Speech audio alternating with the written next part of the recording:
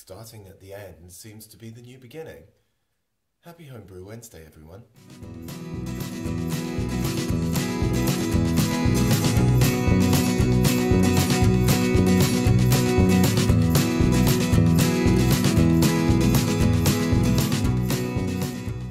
Good morning, everybody. It's actually Saturday morning, so we're nowhere near Wednesday, but that's not a problem. So we're kind of starting at the end. This is my Blue Moon clone, fermenting nicely. I'm very excited. I did a 3-evening kind of brew session, and I took notes all the way through. So I thought for the beginning of January and the beginning of the brewing year, I would do an all-grain brew, and I would video it all the way through, and cut it together and put it up. So this was from Tuesday last week right the way through until it went into the fermenter, and I put the yeast in on Friday morning. Little bit too early to be having homebrew, so I'm just going to sit and worship my my fermenter here a little bit. Why don't you see how this happened?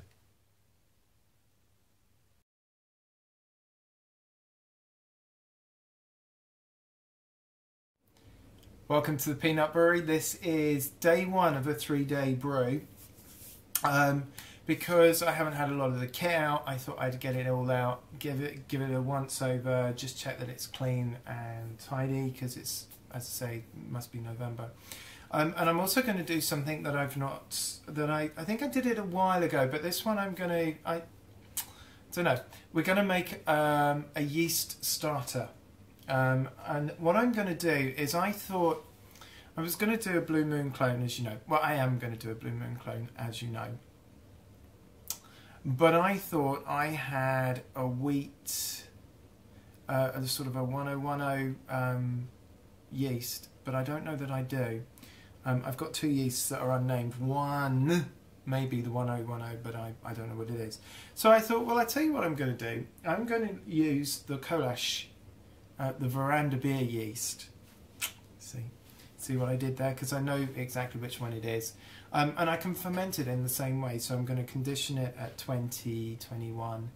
And then I'm going to put it cooler, maybe in the back bedroom, or if the veranda becomes a little cooler after this cold snap, we'll give that a go. So I'm going to try that. I've got my trusty laptop. I thought that because I haven't got any nice glass vases and stuff like that to make my starter in, I'm going to use my old sports bottle. So I'm just going to Febreze it, sanitize it up, and we're going to give that a go. But you can't do any of this without a beer. So this is the Veranda beer. As you know, I was incredibly worried that it wasn't carving up outside on the balcony. Watch this. Ready? Let's see if it hisses for you. Oh, it does hiss for you. There you go. So this is Veranda beer. Remember, this has been outside in the winter, and that's with this Kolash yeast. Let's make sure I don't tip much of that in. Look at that. Nicely carved, nicely clear. It's only half a pint, mind you, and this is going to be a whole pint day. So, bit of an aggressive pour. Sorry. Oh, I caught the yeast in that one. That's fine. It's no problem. Look at that for a nice pint of beer. Isn't that cool? So this was the extract from Brew UK. Cheers, boys. I'll be back to you in a second.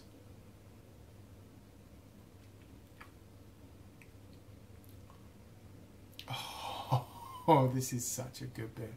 Listen, if you have the opportunity, if you don't mind doing an extract, go for this. I mean, especially winter, where you can put it outside. It's fully carved now. It's somewhat fruity. It's a little ale-y, but my other half, when they tried it, said, yeah, it's kind of fruity, which is really good. And I can't believe it's carved up just sitting outside at whatever temperatures that's been hitting. I mean, we've been frosting out there, haven't we? And it was a batch prime as well. So there you go. Look at that. Impressive, huh? So that's the extract.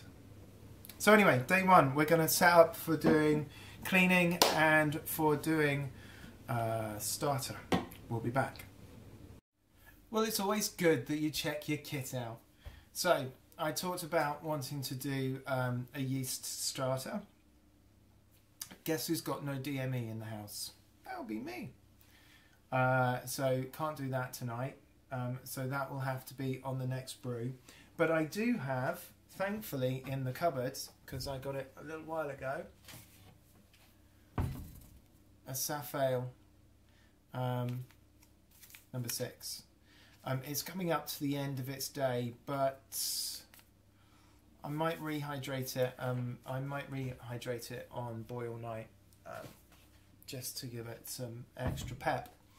But cleaning, let this be a lesson to you boys and girls. Cleaning is everything. That's my kitchen. This, for those of you who have never seen it before, is the porta potty. Sorry for that shaking. Let's just do that. Say hello to the porta potty. Shall we see inside porta potty?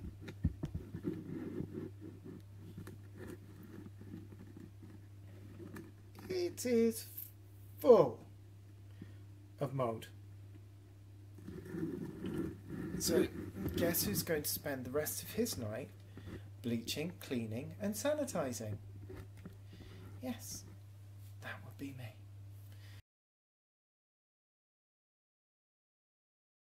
Day 2, brew day. Well, the first part, tomorrow I'll do the actual boil because it just gets too late. It's now, what, 7 o'clock, so I'm going to do the mash and everything now.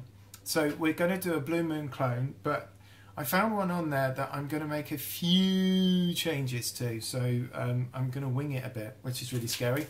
I wanted to show you a great logo. Ah! Let's see if I can do it without showing you my address and where I work. Look at that. Does anybody know who that is? That's right, that's Idle Valley Brewers. Harry on the other side. I like Idle Valley Brewers. I have a real thing that I find difficult in other sites, and you know I use a lot of Brew UK. They don't do 500 packs of grain, which for me is really important because I don't store a lot of grain. So look at that, 500 grams of oats. Yay! 500 grams of crushed light, 500 grams of pale malt, and then of course he does kilo packs as well, which is really cool. So great service, all came on time. It's got the EBC on it, so I'm putting those into Beersmith because I've learnt about how to make that work, which I'm really pleased with. Pale malt, wheat malt, small pale malt there. What I couldn't get from Harry, and I don't blame him because it's a little bit sort of why would you? Last time I did the Blue Moon clone, it had orange peel in it. So from Brew UK, I got 2 lots of orange peel. And the other thing he didn't have was rice husks. It's in this American recipe. And you know how much I love you Americans, so it must be right. I mean, isn't that where Blue Moon came from? I bet you it didn't. I bet you it was made down the road somewhere. And then the hops, which I couldn't get from Harry. Sorry if this is really noisy. The hops are we're going to have another one of these where I can never say the name of the hops or the name of the thing. Whatever that says, look. So that's them. It's 100 grams there. So what is the recipe? Well, that's all very good. I'm going to tell you. Let me show you what I'm doing. Hey everyone, so this is the recipe that I'm using. The only thing I've not put on here so far is the orange peel, which I'm going to play about with later. Let's bring it up there. So I've changed it a little bit from the American recipe that I had, but basically you can see it's oats. It says caramel, but this I've got. What do I have? I have Cara light malt. It's the same EBC, so I'm assuming it's okay. Wheat malt, pale malt, Marisota, which was the substitute from what was originally there. But as you can see, it's going to come out 5.8. The colours should be fine. It should be quite pale. And I'm currently boiling up my water, so 13.3 litres of, it says 74. Now I always think that's a bit high. I think I lose about 5 degrees when I start mashing in. So I'm going to take it up to 70 and we'll see how that goes. Anyway, everything's on. This was most probably not making a huge amount of sense because you might not be able to read it. And we're going to go from there. So I'll show you at mashing in time. See you in a bit. Alright everyone, it's mashing in time. Gotta love a bit of mashing in. So this is all of the part weights. So the flaked wheat, the rice husks. Never heard of those before. New product. And the Cara, so the light crystal malty stuff. So that's that in.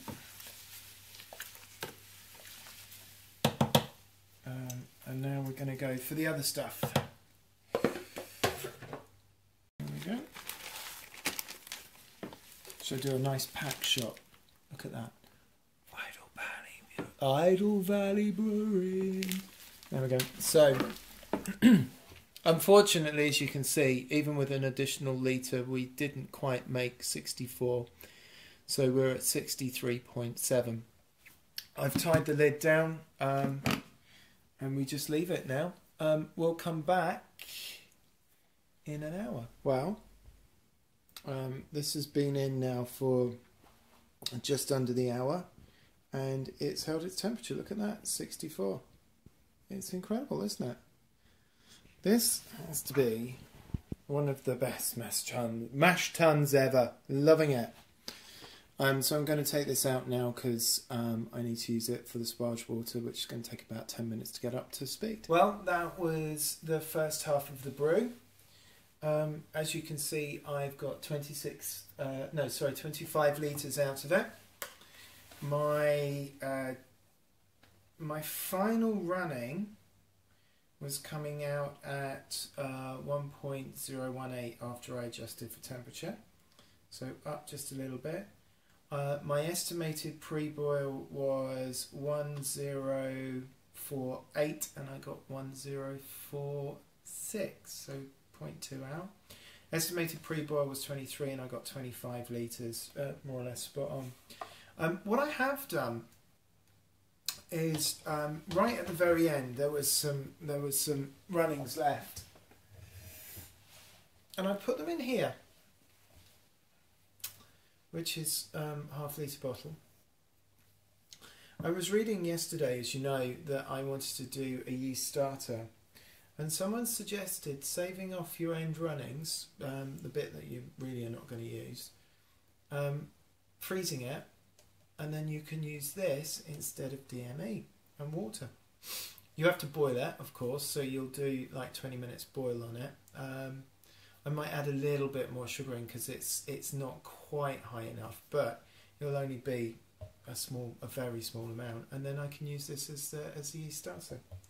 So tomorrow, when I get home from work, I know it takes a little extra energy, but I'm going to boil this up. This is going to go into the new 30 litre. and you'll see me then. Have a good night.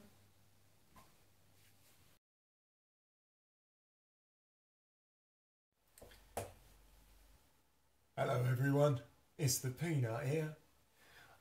So we are on day 3 of the my brew week, and this is the boil, and this is the big pot.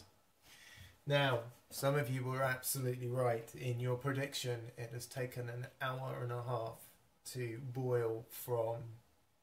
Hour and a half? What's the time now? Yes, it went on at 9:30, it's now 11 o'clock. But it has brought it up to temperature from 20 degrees, and it fits over 2 rings, so halfway through I decided to put it on 2 rings, and the boil is just starting, so I had the lid on just for the beginning of the boil, and then I'm going to get the hop schedule in, so I'll be back in a minute. So we are virtually up to the boil now. I'm just going to give it a quick stir. Look at that. I've got a boil going. It has one addition, one bittering addition at 60 minutes, which is 46 grams, which doesn't seem right to me. It most probably is. I'm going to stick it in anyway, as it says. And then it's got orange peel at 5 minutes. So, should we do that? Let's do that.